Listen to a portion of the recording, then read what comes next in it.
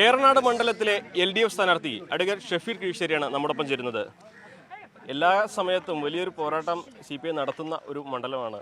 ഇത്തവണ യുവാവായ യുവത്വത്തെ പ്രതിനിധി താങ്കൾക്കാണ് അവസരം കിട്ടിയത്. എങ്ങനെയാണ് ഇത്തരത്തിലുള്ള സാഹചര്യങ്ങൾ? ഇത്തവണ ജയിക്കാൻ വേണ്ടി പോവല്ലേ, കണ്ടില്ലേ നിങ്ങൾ ആവേശം? ഈ ആവേശം സ്വാഭാവികമായിട്ടും വോട്ടായി മാറുമെന്നുള്ളതാണ് വലിയ പ്രതീക്ഷ. ഏറനാട് നിയോജക മണ്ഡലം അങ്ങനെ ഒരു UDFൻ്റെ വലിയ അപ്രമാദിത്വമുള്ള മണ്ഡലമൊന്നുമല്ല. വോട്ട് പാറ്റേൺ പരിശോധിച്ചാൽ നമുക്ക് മനസ്സിലാവും. കഴിഞ്ഞ നിയമസഭാ പാർലമെൻറ്റ് തിരഞ്ഞെടുപ്പുകളുടെ വോട്ട് പാറ്റേൺ പരിശോധിച്ചാൽ സ്വാഭാവികമായിട്ടും നമുക്ക് കൃത്യമായൊരു വോട്ട് ബാങ്ക് ഉണ്ട് ഇവിടെ ഇടതുപക്ഷത്തിന്. ആ വോട്ടിനോട് കൂടെ നിലനിൽക്കുന്ന സംവിധാനങ്ങളോടുള്ള വിയോജിപ്പും നിലവിലെ ജനപ്രതിനിധിയോടുള്ള എതിർപ്പും എല്ലാം കൂടി ചേരുമ്പോൾ ഇടതുപക്ഷത്തിന് ജയിക്കാൻ കഴിയുന്നൊരു മണ്ഡലമായി ഏറനാട് മാറുകയാണ്. ഇടതുപക്ഷത്തിൻ്റെ ഒരു എക്സ് ഫാക്ടറായിട്ട് നിൽക്കുന്നത് എന്തായിരിക്കും എന്നാണ് കരുതുന്നത് ഈ തെരഞ്ഞെടുപ്പിൽ? ഇവിടുത്തെ കഴിഞ്ഞ 15 വർഷമായിട്ടുള്ള ജനപ്രതിനിധിയുടെ ഇടപെടലുകളാണ് സമൂഹം ചർച്ച ചെയ്തുകൊണ്ടിരിക്കുന്നത്. ആ ഇടപെടലുകൾ എന്ന് പറയുന്നത് സംസ്ഥാന സർക്കാരിൻ്റെ വികസന നേട്ടങ്ങൾ നമ്മുടെ നാട്ടിൽ എത്തിയിട്ടുണ്ട് എന്നുള്ളത് ഒഴിച്ചാൽ MLAയുടെയോ അല്ലെങ്കിൽ ജനപ്രതിനിധിയുടെയോ എഫേർട്ട് കൊണ്ട് ഈ നാട്ടിൽ ഒന്നും ഉണ്ടായിട്ടില്ല എന്നുള്ളത് ജനങ്ങൾ തിരിച്ചറിഞ്ഞുകൊണ്ടിരിക്കുകയാണ്. അവരതിനെക്കുറിച്ച് ചർച്ച ചെയ്തുകൊണ്ടിരിക്കുകയാണ്. അപ്പോൾ അങ്ങനെ നിരവധി പ്രശ്നങ്ങൾ, അരീക്കോട് താലൂക്ക് ആശുപത്രി, അരീക്കോടിലെ ഗ്രൗണ്ട്, ഊർങ്ങാട്ടിരി പഞ്ചായത്തിലെ ഹയർ സെക്കൻഡറി സ്കൂൾ, മണ്ഡലത്തിലൊരു സർക്കാർ കോളേജ് ഇല്ലാത്തത്, എടവണ്ണയിൽ പാതി വഴിയിൽ നിർത്തിവെച്ച ഹാച്ചറിയുടെ നിർമ്മാണം, അങ്ങനെ തുടങ്ങി നിരവധിയായ പ്രശ്നങ്ങളാണ്.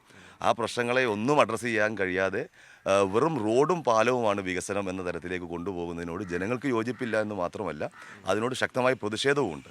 തീർച്ചയായിട്ടും ഒരാൾ തന്നെ മത്സരിക്കുന്നത് എങ്ങനെയാവും ഈ മണ്ഡലത്തിൽ പ്രതിഫലിക്കുക? തീർച്ചയായിട്ടും ജനങ്ങളതല്ലേ ചർച്ച ചെയ്തുകൊണ്ടിരിക്കുന്നത്. ഇപ്പോൾ UDFൻ്റെ നേതാക്കന്മാർ 10 വർഷമായില്ലേ ഒന്ന് മാറട്ടെ എന്നാണ് പറയുന്നത്. 15 വർഷമായില്ലേ ഒന്ന് മാറട്ടെ എന്നാണ് ജനങ്ങളും പറയുന്നത്. സ്വാഭാവികമാണ് ആ തരത്തിലുള്ളൊരു വിയോജിപ്പ് ഈ പറയുന്ന ജനപ്രതിനിധിയോട് ജനങ്ങൾക്കുണ്ട്, ഇവിടുത്തെ പൊതുസമൂഹത്തിനുണ്ട്. അത് വോട്ടായി മാറും എന്നുള്ളത് തന്നെയാണ്.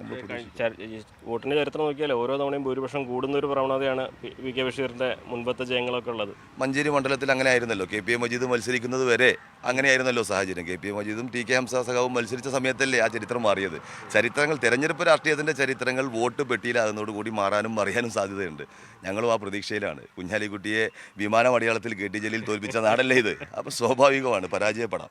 ചരിത്രങ്ങൾ തിരുത്താനുള്ളതാണെന്ന് പറയുമ്പോൾ ഏറനാട്ടിലെ തെരഞ്ഞെടുപ്പ് ചരിത്രം തിരുത്തുകയാണ് ഇത്തവണ ലക്ഷ്യമിടുന്നതെന്ന് കൂടി അദ്ദേഹം പറഞ്ഞു വെക്കുകയാണ്. അഖിൽ ഓട്ടുപാറയ്ക്കൊപ്പം CV അനുമോദ്, ന്യൂസ് 18. കൂടുതൽ വാർത്തകൾക്ക് News 18 Keralam YouTube channel subscribe ചെയ്യുക.